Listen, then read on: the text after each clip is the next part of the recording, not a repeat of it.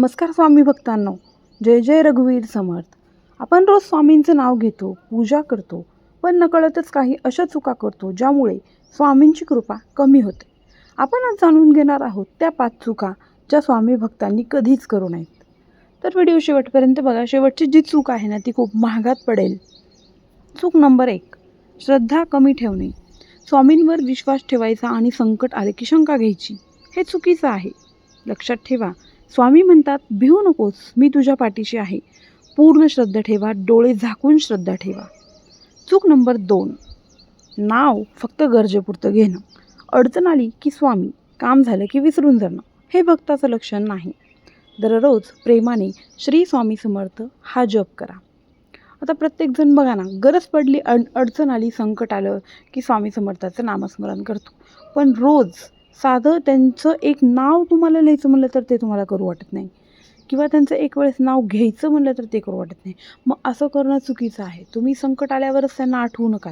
तुम्ही रोजच्या तुमच्या दररोजच्या जीवनामध्ये त्यांचं 5 मिनिट का होईना नामस्मरण जरूर करा. चूक नंबर 3, घरात भांडण आणि नकारात्मकता.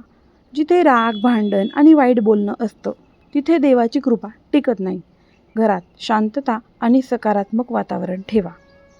चूक नंबर 4, गरीब आणि गरजूंना मदत न करणे. स्वामींना सेवा खूप प्रिय आहे. ज्याला शक्य आहे त्याने अन्नदान, मदत, चांगले काम जरूर करावे. आणि चूक नंबर 5, जी की खूप महत्त्वाची आहे, चुकीचे वागणे आणि खोटं बोलणे. खोटं बोलणं, कोणाचं वाईट करणं, मत्सर ठेवणं हे स्वामी भक्ताला शोभत नाही. नेहमी प्रामाणिक आणि चांगलं वागा. इकडे स्वामींची भक्ती करणे आणि तिकडे खोटं बोलणे, चुकीचे वागणे, हे गोष्टी स्वामी भक्तांना शोभत नाहीत. तुम्ही जर स्वामी भक्ती करताय तर तुम्ही खरे वागा, कारण स्वामींना खोटं बोललेलं अजिबात आवडत नाही. जर तुम्ही या 5 चुका टाळल्या तर स्वामींची कृपा नक्की तुमच्यावर राहील. मनापासून एकदा बोला, श्री स्वामी समर्थ.